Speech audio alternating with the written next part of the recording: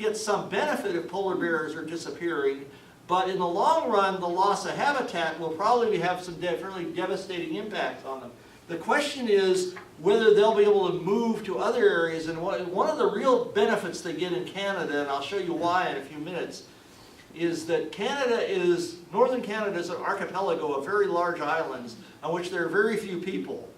And those areas actually even are much further north than what we normally think of as being land in the northern hemisphere. And in consequence, they can get fast ice around those islands where the ring seals might be able to hang on. The bearded seal are a species that's very well adapted to living on ice, but they are primarily found in the pack ice, well away from land. These guys do not really go into, you almost never see a bearded seal on land, which is one of the things that puts them at risk. They're a specialist on benthic invertebrates. This is why their faces are orange. They eat so many shrimp and crabs and things like that that have carotenoid pigments in them that it actually turns their faces orange. That's not a pigment from their bodies. That's a pigment that comes from their diets. Okay, they actually may benefit because as the ice retreats, they can retreat with it, and their primary polar bears, who are the Inuit people and the polar bears, or excuse me, their primary predators, who are the Inuit and the polar bears, may not be able to access the bearded seals as the ice gets more and more remote in certain areas of the Arctic. So bearded seals can retreat north into refugia where ice will persist as long as there is ice. The real question is, and this is an issue that's coming up again and again, is when will it become a situation where the Arctic Ocean is completely ice-free in the summer? Now they can continue, they swim very well. They can live in the water without any trouble, but they won't have any place to haul out or give birth. Now the advantage to them that they have is they give birth in late winter usually, not in the summertime. They're a species that breeds when there's still ice around, and that's very important to them. So the real issue is if they'll be able to breed successfully in the future. Walrus is the fourth species of which we have really serious concerns. Walrus, like bearded seals, are another benthic feeder, but they feed primarily on larger things like clams and oysters and things like that. These are the largest pinnipeds in the Arctic. The males can weigh over a ton.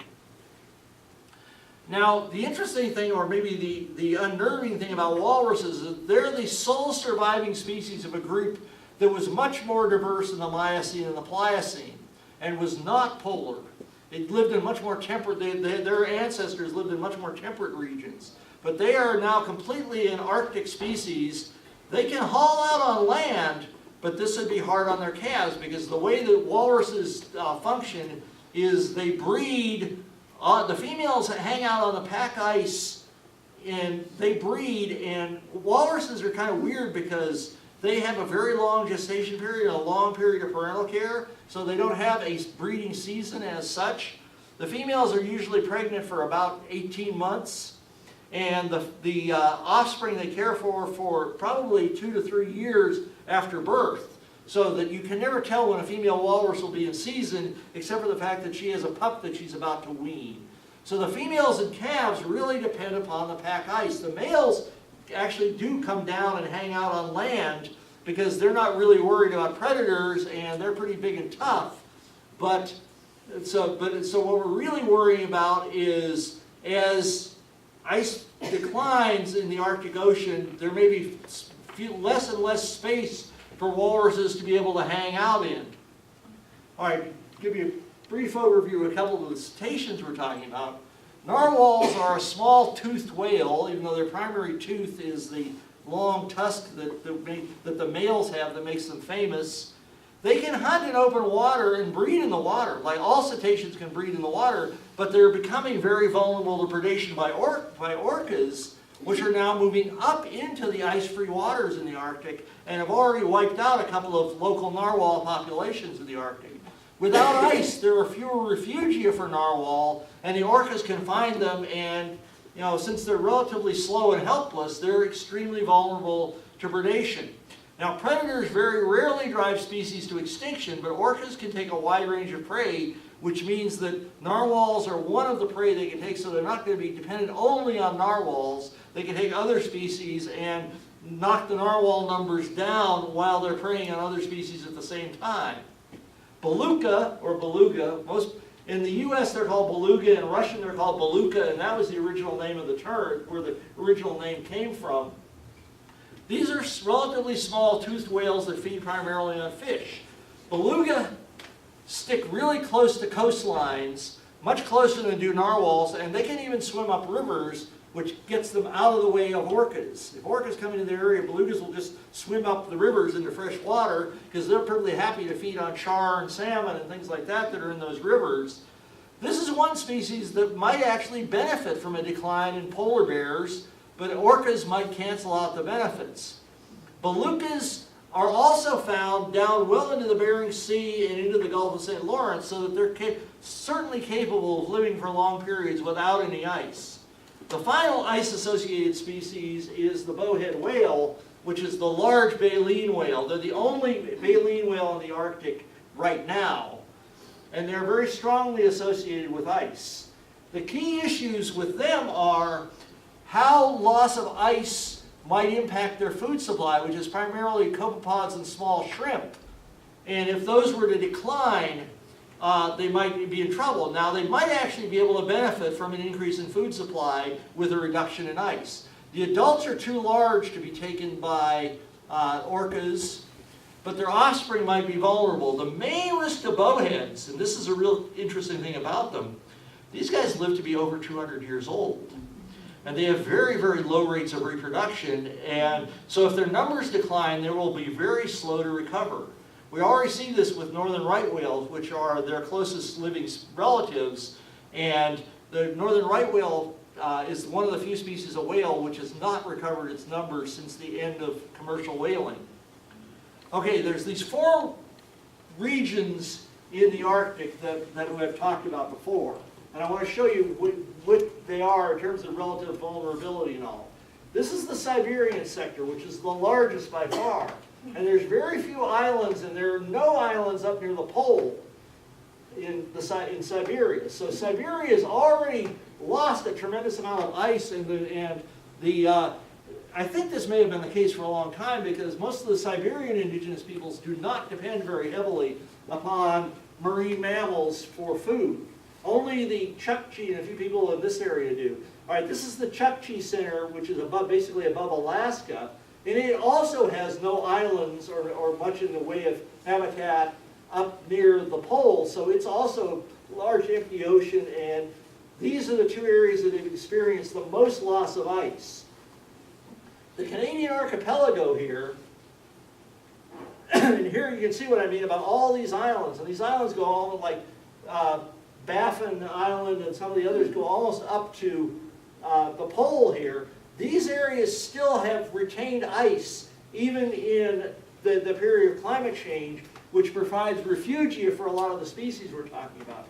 The 4th is what they call the GIN sector, which basically means Greenland and Iceland.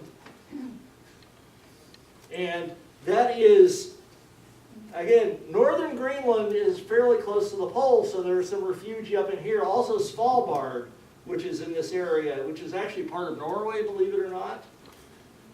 Are areas where there can be refugia. Iceland is probably losing everything, but down in this area they're losing species. This is Hudson's Bay that I've talked about. This is Newfoundland. Some of the things like when people talk about harp seals, this is the area where they live, so they really don't go near the pole very often, although they could retreat with the pack ice as it happens. Okay. One of the things that we're concerned about in a lot of these situations is now we're getting orcas in the ice. Orcas never used to go into the Arctic. There are orcas in the Antarctic, but they're kind of a different situation. The North Pacific orcas have tended to avoid ice because it can injure their dorsal fins, especially the males have these really long dorsal fins. And if they bump into ice, they can cut those up pretty badly and bruise them all, and it's not very pleasant for them. So that they have especially tended to avoid ice But this species is now becoming more frequent in ice-free areas of the Arctic, especially during the summer when they're feeding on things, especially like narwhal. The primary species we've seen them going after that we're not used to them feeding on is the narwhal. As top predators, they could prey on any species. They could even take walrus or even polar bears. I mean, one of the things that people don't realize about orcas is what generalized predators they are. There are stories in British Columbia of the orcas in that area that sometimes when moose are swimming between islands, the orcas will take moose. So they're capable of taking anything in the water that's big enough that's worth their while. So that I think that orcas are unlikely to cause total extinction, but they can be responsible for population declines, which could put species in danger for other sorts of regions.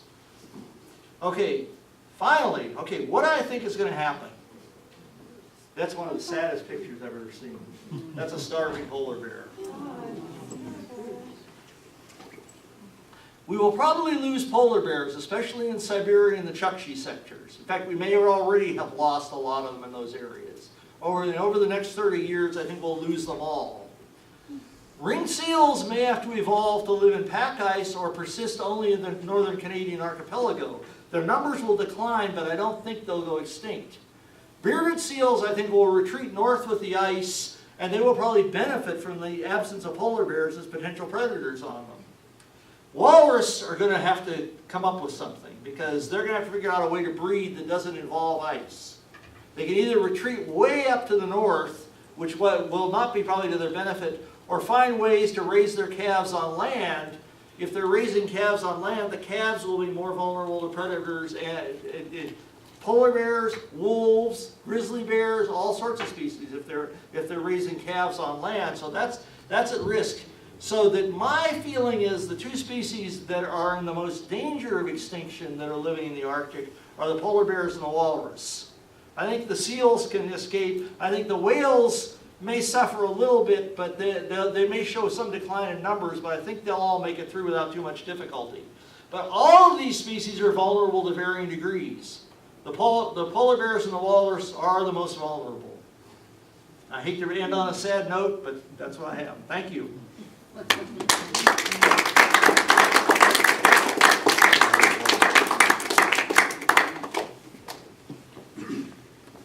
I'm very happy to answer questions.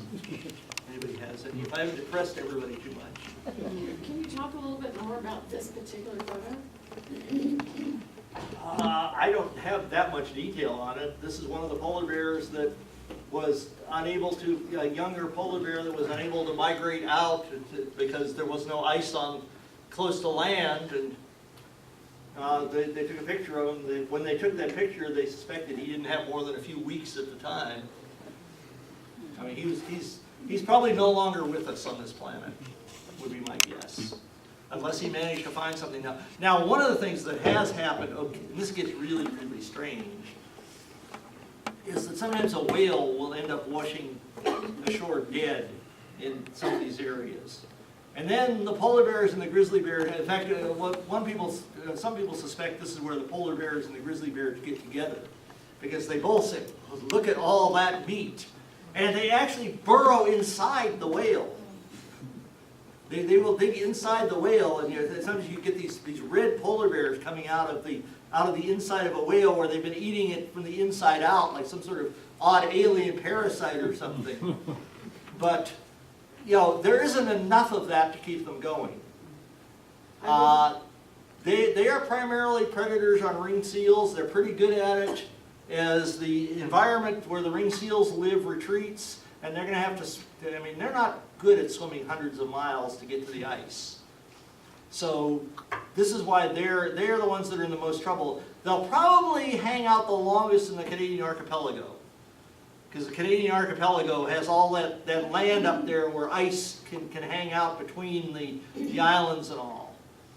And that's where I think will be the ultimate refuge for most of these Arctic ice-dependent species, will be the Canadian archipelago and maybe northern Greenland. But other than that, I suspect, in fact, some of the Russian scientists I've been reading saying that they're already gone from their area.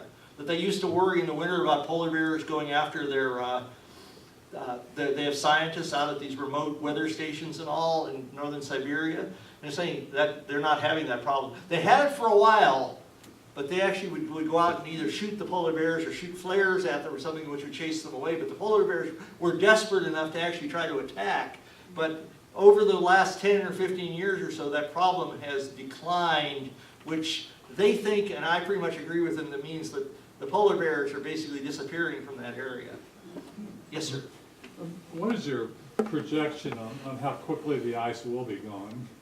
It depends on whether you're a pessimist or an optimist. Well, what are you? I think species can evolve really quickly, much more quickly than people realize, but I still think we're losing habitat. And when you're talking about the ice will be gone, some people say 2030, everybody pretty much agrees by 2050 we'll have ice-free summers in the Arctic. So Candace will get to see it, some of us may not. Yes? I had a question about the hybridization that occurs with the ducks that you were talking about in the wolves. And I think I heard you say that under various circumstances you could get back to that original genetic component. Well, you get the original, what looks like the original species reappearing. The problem is that it's got a lot of genes from mallards. Now, Yeah. one of the things, and this is something that's really important to keep in mind, which is why I talked about, are we worried about phenotypes or are we worried about genes? Because a lot of these species, in fact, the more we study, the more we were discovering that every species on the planet, including us, has lots of hybridization in its ancestry. And that we've interbred with a lot of our ancestors as we were forming into new forms. And so it's turning out to be a much more widespread and widely accepted phenomena. But the problem is and this is one of the things that when I used to teach a seminar on the Endangered Species Act, I always reminded my students is that the Endangered Species Act uses a different species concept than the one that most people learn.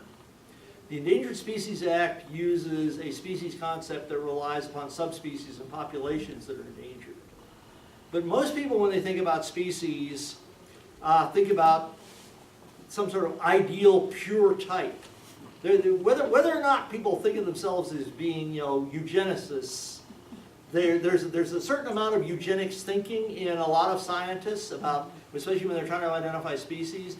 And this is especially true of a lot of people who are wildlife biologists or conservation biologists, is they tend to get, oh, well, this species is pure. One of the places this is happening, which I'm most annoyed with, is in California, where the spotted owls, they lived in the old growth forest. As the old growth forest got cut down, the spotted owls were having to find places to nest. And just like with the female polar bears and the female black ducks, female spotted owls quickly realized that male barred owls, which is their closest relative, which we actually even have around here, the male barred owls are very good at living in an open habitat, and that they can help provide for a female and her offspring. And so they started pairing up with male barred owls.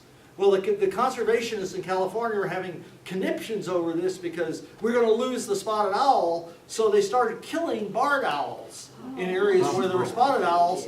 And I kept telling them, you guys are idiots. It's the habitat that's disappearing. The female spotted owls are trying to figure out how to keep their genes in population in the future, and you guys are just making that harder. But we have this, and I hate to be critical of a lot of my colleagues, none of which I know showed up tonight, but they have a tendency to think very, what's called typologically, that they have an idea of what a species should look like, and if hybridization happens, then it's something they get upset about rather than thinking, oh good, the species has come up with a partial solution.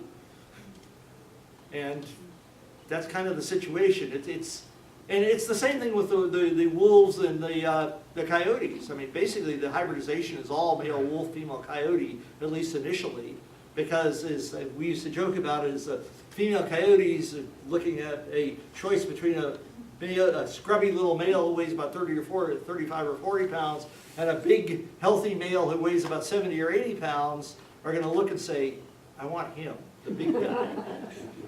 And their offspring are doing very well. But I guess my point is, you never do get back to, you may have, Genetically, no, but yeah. But remember, it wasn't until it hasn't been all that long that we knew exactly what genes were species specific. For a long time, we based all of our ideas simply on appearance. So we don't know how long black ducks and mallard ducks, or how many times they may have hybridized in the past. People are starting to look at things like that now, and the more they look, the more they find that they have been. So that's sort of becoming it's losing ground. It's still got a lot of supporters, but it's been losing ground over in this century. Yes, Candace? So the idea is that they could get back to something that looks and acts like a polar bear. Pretty much, It yeah. wouldn't be genetically exactly a polar bear. No. But it'll be a bear that feeds on the ice, and the seals and other species will be very nervous about its presence. Yes.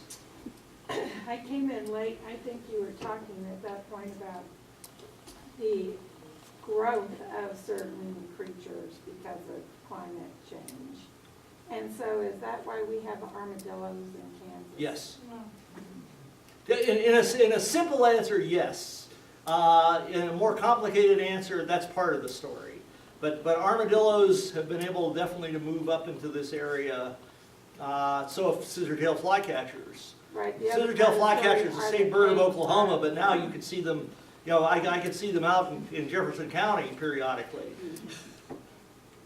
So, yeah, the straightforward answer to your question is yes, they're moving up, and other species are also moving further north.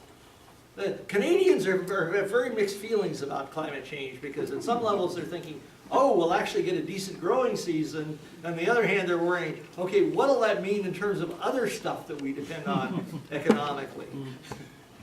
Yes? You mentioned Miami and New Orleans as being. Well, those are the two most obvious cases. Right. And I'm wondering what kind of steps are being taken in each of those cities? And second question, what about the Eastern Seaboard, specifically New York City, since that's where I. Well, New York City is going to turn into Venice. New York City actually has a lot of hills in it. Yeah. And so the hills will remain above water, and they'll probably abandon the lower floors of some of the buildings that will be underwater, but still live in the upper floors of them. They'll have to change some. There'll be a lot of retrofitting, power sources and things like that. Boston is actually more in danger than New York, as far as I can tell. I would not want to live on a barrier island. And one of the things that my wife is always saying, she's, please, let it flood Mar-a-Lago. And I'm thinking, yeah, it's going to happen.